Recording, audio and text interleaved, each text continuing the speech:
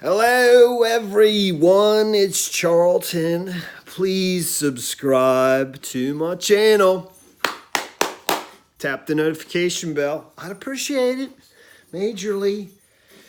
So I wanted to do a little follow-up here of, that's this previous video I just made last night about Christopher Steele, the author of the dossier, the Russian dossier, on Trump, compiled like opposition research. Everybody knows about it by now.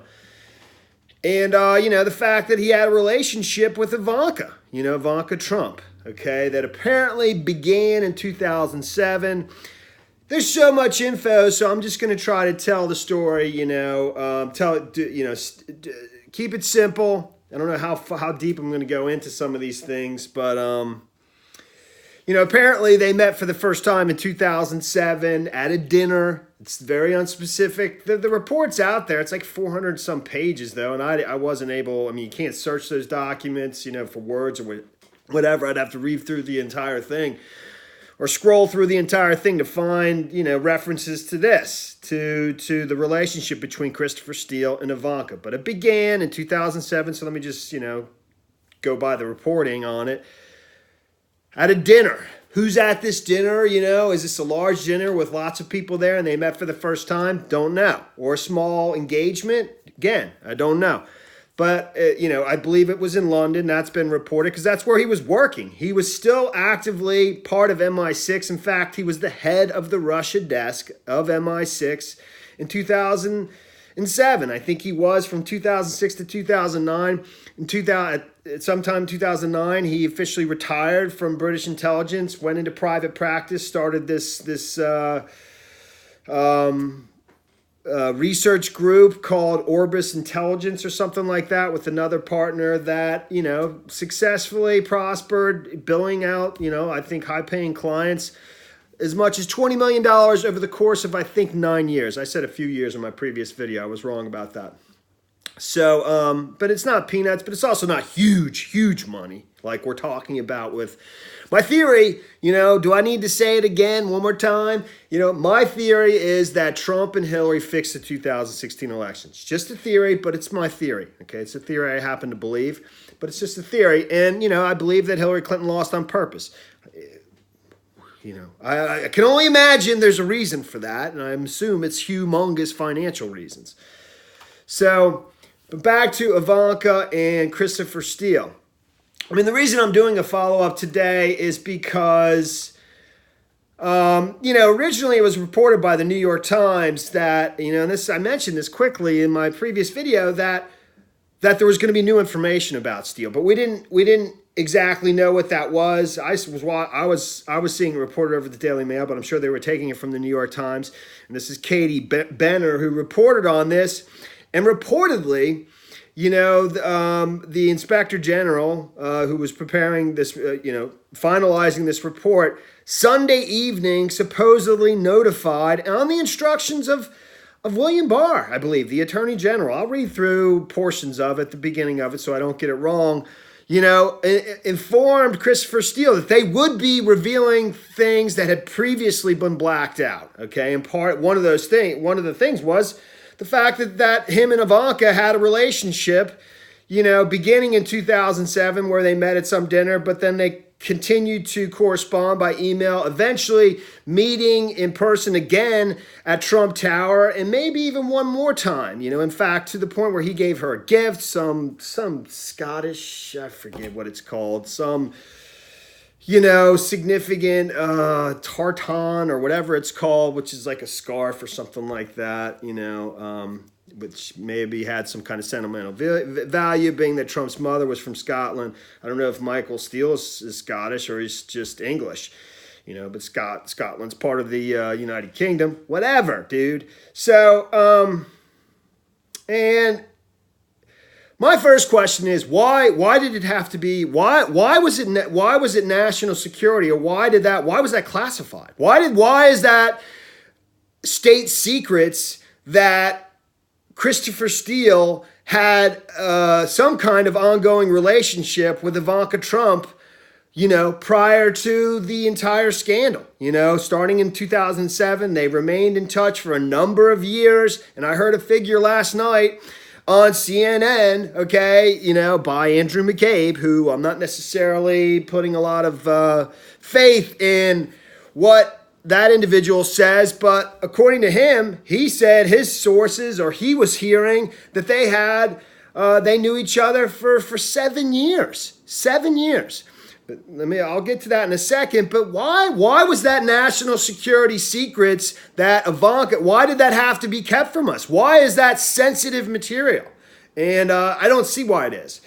So, but it was interesting that they did, and they didn't give him one thing they didn't, one is that they did not tell Christopher Steele exactly what portions they were going to, not black out anymore, not redact. I assume he probably could have surmised which part, right? I would think. Yeah, I bet so. So, but, and they didn't give him a chance to, it was the evening before, they didn't give him a chance to, protest or whatever. I think actually it says that William Barr wanted the entire thing, with no redactions. I guess there's, there's no national security secrets in the fact that Ivanka Trump, just the opposite actually, had some kind of relationship with this individual, who supposedly is was the author of the dirty dossier, which is at the heart of this whole Russia collusion investigation and everything else. And my theory, I have a million different theories, but I'm just some dude reading reports and analyzing these things. So it's impossible for me to know with great specificity. But I do think I have a pretty decent analytical brain. And, these things keep coming out, and they fit everything that I've sort of speculated on. All right. It's not like I said in my previous video, it's not the other way around.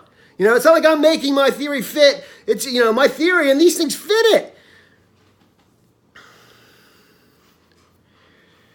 But part of one idea I had in one of my more recent videos is, and this is the way I think the Russians work. And I do think that even though Trump and Hillary, it seems to me that my theory that Trump and Hillary were working together to fix the 2016 elections, they were getting the assistance of the Russians. Basically every decision Trump, not every, but many of the decisions Trump makes seems to be extremely good for Russia. And I think Trump is serving his own financial interests, but he's doing it by way of pleasing Russia. Okay. And these dollars, I have no idea how they're cashing in. And I'm sure they already have in many other ways, and they intend to cash in huge more, using the office of the presidency, the most powerful office in the entire world, to, there's any number of ways, whatever. But my idea was that, they created this duplicate crime alongside the actual crime. And there's all along, this duplicate crime has just ridiculous elements to it that are completely, salacious and borderline silly, that make the crime look like it's a farce and a hoax, because they specifically created it to push investigators towards that. And that's what the dirty dossier is. That's what, in my opinion, the fact that you have George Papadopoulos, I'm going on way too much, but I'm just going to keep going. George Papadopoulos, a very low-level advisor who, I don't know, was maybe 30 years old at the time, really hadn't done much of anything in his life other than go to school in London, maybe, I don't know where he went, Cambridge, who knows? I don't know, meeting with a very, very high-level diplomat, Alexander Downer, I believe is his name, the former ambassador from the Australia to the United Kingdom, and also the former foreign minister to Australia, the longest serving foreign minister to Australia. This individual meeting with George Papadopoulos in London, which some point to as being the point at which, that kicked off the Russia investigation. I'm not going into all the details. I'm just telling you, those two persons are nowhere near being on the same level. And the fact that they're meeting together privately over this topic seems ludicrous to me. And by the way, Alexander Downer did have ties while he was foreign minister to Australia. I believe Australia made a huge contribution to the Clinton Foundation, and he was the point person. Alexander Downer was in making that contribution. So duplicate crime, alongside the real crime, pointing investigators to the duplicate crime, which is ridiculous in nature and has, things like hookers peeing on beds that supposedly the Obamas are going to sleep in one day or something like that. I have no idea exactly what the details are. Who cares? But it's so outrageous and ridiculous that, it allows people like Trump to say it's a hoax and it's a farce. So, and also it allows him, to be able to basically blast his accusers in the future every time, saying, this is just like the ridiculous farce, hoax, witch hunt, Russia investigation.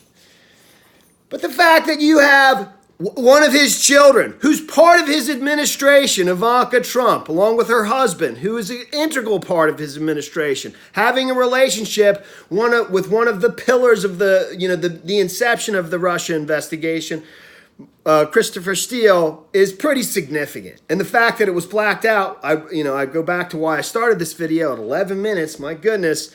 Why was that blacked out is beyond me. But they did decide not. I mean, it doesn't. It's outrageous. All right. So let me quickly read through some of this. Attorney General William Barr. This is the New York Times. This is Katie Brenner. Barr allows for release of additional details about ex-spy behind Steele dossier. I mean, I don't know what his motivations are. He definitely seems extremely pro-Trump, Barr does. And my suspicion is this is just a way, because it's going to come out. It was going to come out no matter what. And this is a way of pretending like, they're being transparent, When, this has been known by Ivanka. You think the president didn't know that Ivanka had a relationship with him? According to Andrew McCabe, former deputy of the FBI, with many connections to the Clintons, man, claims that they had a relationship for 7 years on CNN last night, on CNN, which plays into this. I'm at 12 minutes. Originally, this dude was funded by Fusion GPS. And it was funded by Fusion GPS throughout, but initially Fusion GPS was funded by the Washington Free Beacon, which is founded and funded by Paul Singer, a huge billionaire hedge fund guy, an activist investor.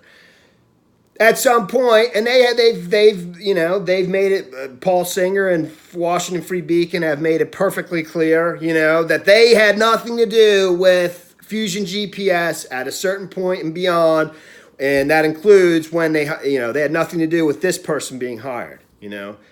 According to the Washington Free Beacon and Paul Singer, in a statement that they put out, basically stating that.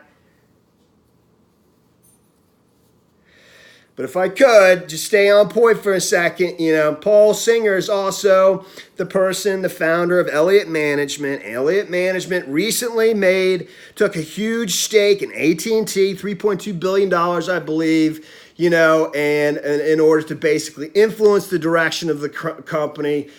Seeing potentially an opportunity there that that the company's not, that its assets are undervalued and could change direction, influence it, get on the board, whatever. AT&T owns CNN, Time Warner, okay, and so I'm just mentioning Andrew McCabe is claiming that. Christopher Steele and Ivanka Trump, he's hearing that they had a relationship for 7 years. He said that on CNN. CNN, I just made my point about Paul Singer, who was originally hired by Fusion GPS, who before it hired Paul Singer was working for the Washington Free Beacon, funded by Paul Singer. 14 minutes. So I mean, just assuming that, I mean, it's they say a number of years in the reporting, the two had a relationship. They meet in person. They meet for once in 2007 in London while he's still working at the Russia desk, heading the Russia desk at MI6. At some point, they don't specify when he comes to New York to meet at Trump Tower with Ivanka, and I think they meet one more time at a restaurant out, near Trump Tower, I believe. Forgive me if I'm not getting it exactly right. And it just says for a number of years. I think the meeting near Trump Tower was in 2008, if I recall the reporting properly. I stopped reading the New York Times article, 15 minutes. But if they knew each other for 7 years, okay, that's 2014, man. All right, let's just assume. Let's just take it. I mean, let's say mid 2007. They meet in at a dinner in London, for the first time, and they have a relationship for 7 years. Mid 2014, Trump. It recalls Trump didn't officially announce his presidency until I think June of 2016.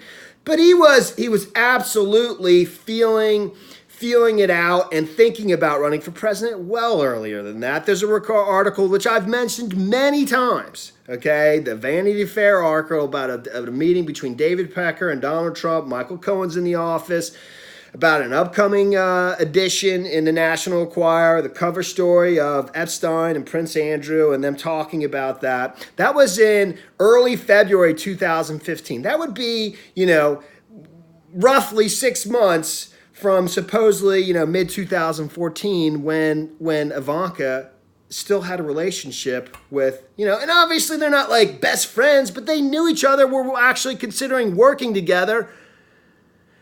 They were good enough associates to have a relationship for 7 years, but that's only 6 months. Roughly speaking, doing some estimating there prior to the meeting in Trump Tower, where it seems Trump is discussing possibilities for running for president. Because in that meeting, before I get to that, let me just review some of this New York Times article.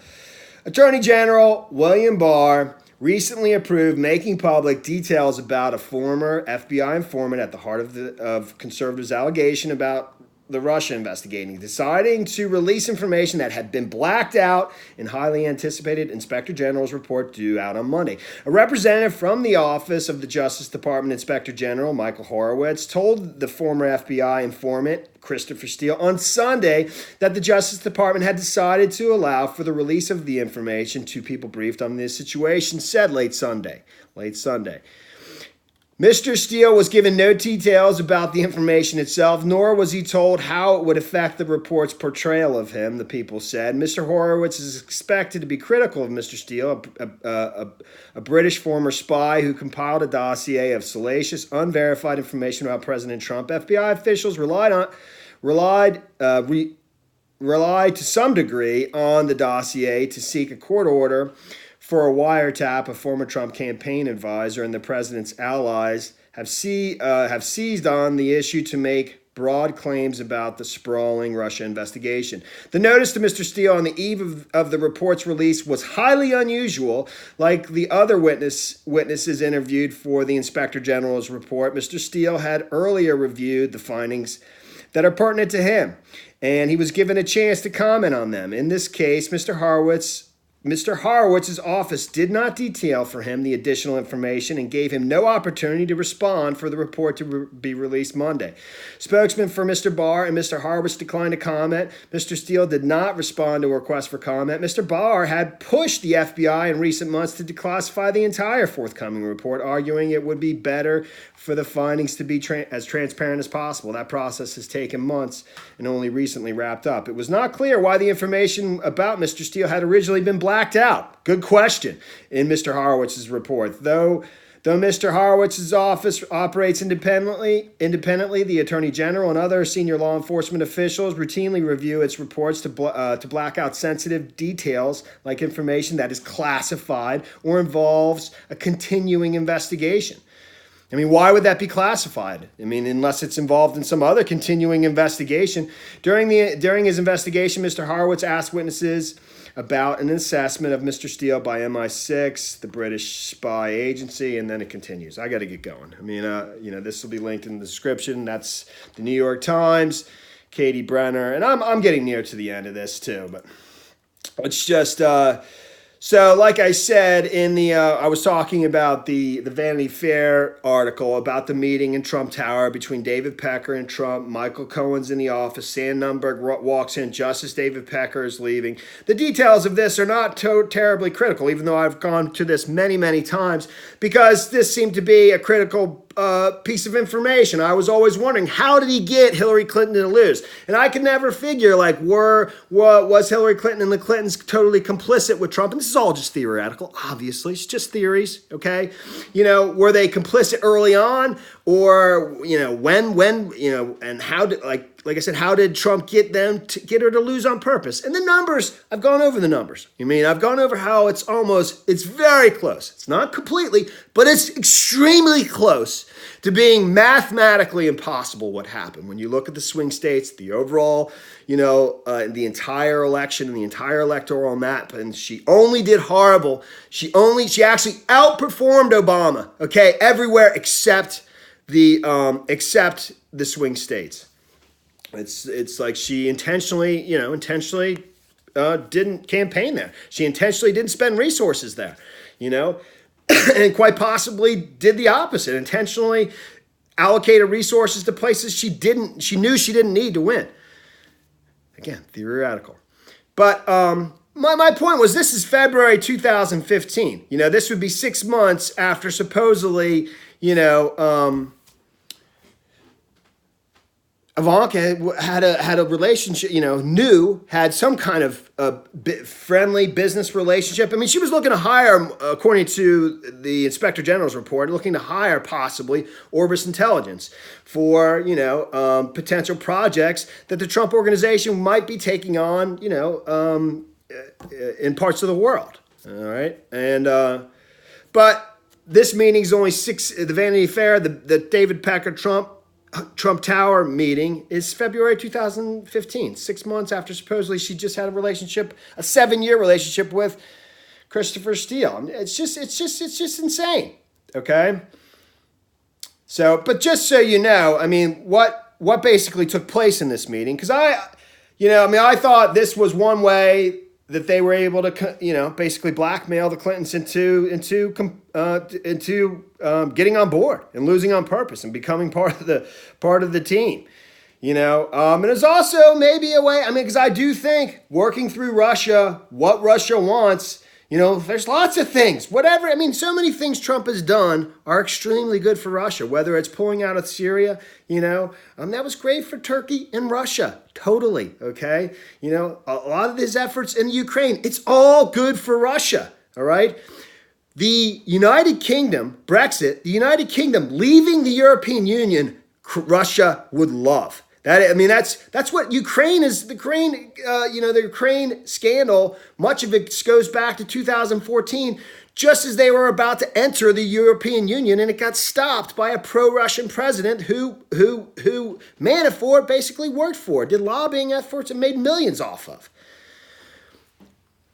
But one of the things that I was suggesting at 23 minutes, goodness gracious, was that if there was very compromising photos of Prince Andrew in addition to Bill Clinton, that would be very useful in getting the royal family and blackmailing the royal family to help massage, the push to make Brexit happen. The royal family still does exert a considerable amount of influence over British society and the British legal process. Totally. In any event, in late February 2015, on stage at the end, and this meeting was just before Trump's appearance at CPAC, and he actually brought up Bill Clinton, or he was asked about it, and it seems as though he's referencing something that was talked about in this Trump Tower meeting with David Pecker, Michael Cohen present. That Sam Nunberg, enters the office, and Trump tells him what David Pecker just told him, and told him not to tell anybody. But at the CPAC meeting in late February 2015, when Trump is basically thinking about running for president, he's appearing on the stage of CPAC, one of the most important, Republican conservative groups political action committees in the country on the right side.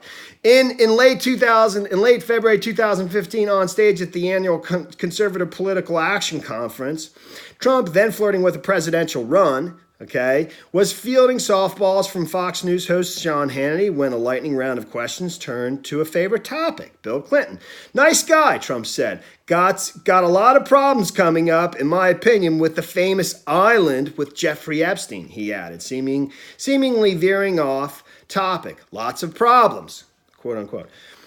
And then, so in this meeting, which was a few weeks before that, and this is February 2015, this would just be 6 months or so, I'm estimating, past when Ivanka supposedly had a 7-year, some kind of cordial relationship with Christopher Steele. How did the Hillary Clinton people end up at Christopher Steele? How is that? How? Of all the people, how many friends of Ivanka's are former MI6 British intelligence officers, particularly ones with expertise in Russia? So at this meeting, after the meeting, Trump called in Sam Nunberg. This is the meeting in Trump Tower. David Pecker had been there. He had just left. Sam Nunberg literally saw him leaving the office as he was entering, and Michael Cohen was still in the office. And there was a cover of an upcoming edition of the National Enquirer. The cover story was about Virginia Giuffre, Virginia Roberts, and Prince Andrew and Jeffrey Epstein. And, David Pecker supposedly would routinely do this. I mean, a lot of, their longtime friends, Pecker and Trump, and Trump is just, this is like the Roy Cohn side of Trump getting dirt on people and all sorts of stuff, okay? But he would routinely send over editions to Trump so that they could talk about him before they were going to get published, and chat about him over the phone. In this case, he came over in person, all right? And after the meeting, Trump called in Sam Nunberg, a former attorney, former employee of the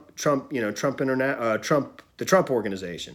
Then a Trump Organization employee who saw Pecker leaving Trump's office. Michael, quote, Michael, this is Sam Nunberg speaking, quote, Michael was sitting in there when I came in, and the issue of the National Enquirer with the pictures of Prince Andrew was on his desk, Nunberg recalled. He said not to tell anyone. He's talking about Trump. Trump told Sam Nunberg not to tell anyone, but that Pecker had just been there and he brought the issue with him. Trump said that Pecker had told him that the pictures of Clinton that Epstein had from his island were worse than Prince Andrew, presumably. Cohen, speaking by phone from the Federal Corrections Institution in Otisville, corroborated Sam Nunberg's version of events, though he declined to add any additional information about the meeting. I just wanted to go through that because I referenced it, and I was really referencing the time. This is how soon Trump was seriously considering running for president, and supposedly Ivanka Trump had a 7-year relationship with Christopher Steele beginning in 2007, going up to 2014. This is February 2015. Let me just wrap this up at 30 minutes. Goodness gracious, dude. That, like I said before, the Fusion GPS initially was supposedly hired or funded by the Washington Free Beacon, which is founded and funded by Paul Singer, humongous hedge fund, ultra wealthy, guy. An investor activist. Normally he takes a lot of his firms, not always, but many, many times, they take positions in distressed institutions that are basically where they're facing collapse, facing bankruptcy, and they see an opportunity. And sometimes I think he has a number of firms. One of them focuses on, distressed sovereign debt, where nations are on the verge of collapse and so forth. And there's an opportunity there. He saw an opportunity with AT&T, apparently. And he took a $3.2 billion position in the company, which is a huge position, huge. Even though, I think the firm, I don't even know. I can't remember. I think it was 30 billion. So it was a huge, huge position, huge percentage of the overall assets that, under management.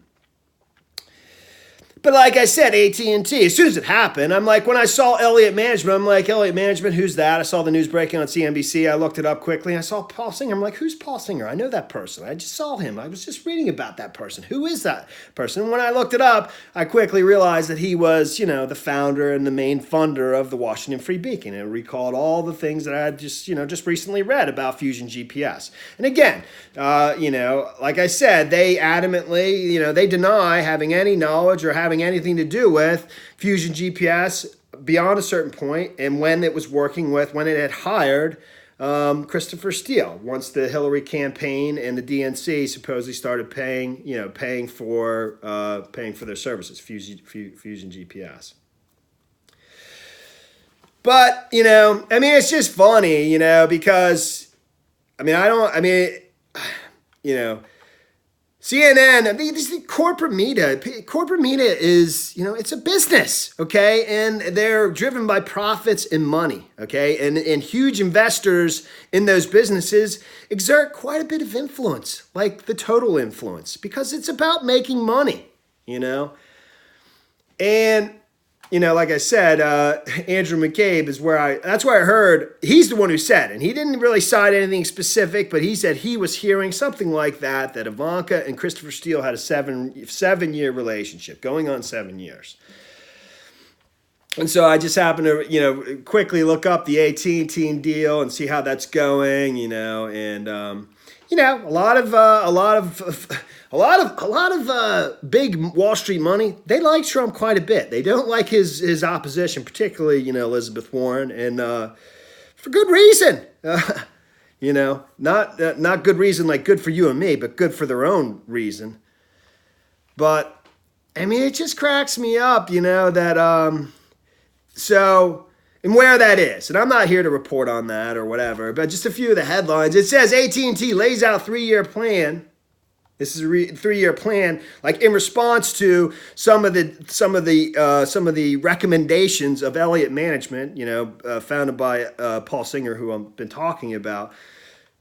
Pressuring them to make changes. And a lot of times these activist investors, when they go to huge companies like this, one of the main things they recommend is divestiture of assets, because a lot of times they're more valuable sold than they are all together at one. Not always, but that's a major, and so someone might think that, they're trying to pressure AT&T to sell CNN, or, pressure them to do whatever they want in place of selling CNN, in place of selling Time Warner. But it says AT&T lays out 3-year plan, expects CEO to stay until at least 2020 amid activist pressure. 2020, what's happening in 2020?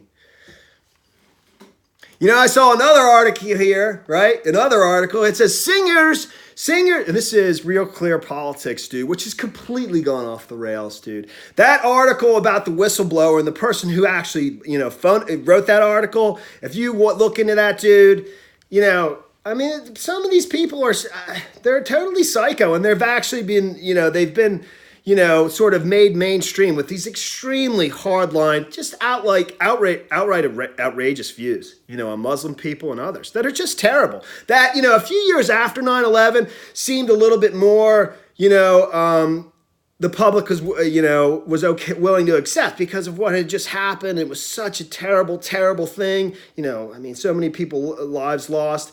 But some of the things that people say, him and others, I saw him speaking at a lunch, which is terrible. Absolutely horrendous, But in any event, so Real Clear Politics at 33 minutes, it says that Singer's AT&T bid is not about Trump or reforming CNN. Oh yeah, well, who says it's about Trump or reforming CNN? Who says that? I don't know. And this person must obviously think that people are saying that. And I didn't read the article. I just saw Bay Buchanan. I'm like, wow, I wonder if that person's related to Pat Buchanan. And of course it is. It's his sister.